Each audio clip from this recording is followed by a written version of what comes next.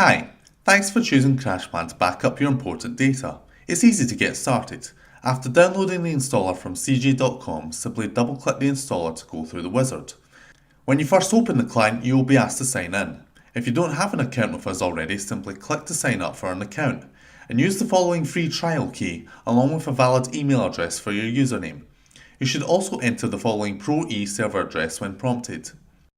Once you've signed in, you'll be taken to the home screen, where you will first see an overview of the devices you currently have active for your account. To start your first backup, click Details beside the name of your device. Now you should be prompted to start adding files, so either click here or you can click Manage Files instead. Now you can go through your hierarchy and select what files and folders you need to back up. You can navigate through the folders by clicking the folders themselves and by clicking the file path at the top. We recommend you only select unique data to back up, as there's generally no benefit to backing up application data that you can recover from elsewhere. Once you've finished, click Save.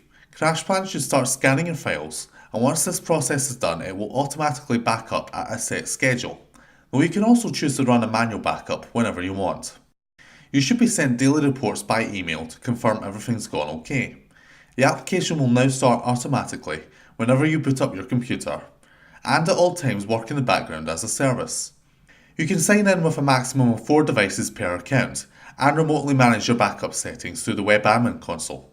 Plus, there are general settings you can configure by clicking Options in Windows or Preferences in Mac OS X, which you can use to configure email alerts, CPU usage, network restrictions and security levels. We recommend you check out our other videos for more help guides on the software in case you need to perform a restore if you ever need to get your data back, and how to tweak your backup archive and keep it secure. If you ever get stuck, you can visit help.ceejay.com, where you can search for answers to frequently asked questions or contact us directly by placing a ticket with us or giving us a call. Thanks for watching.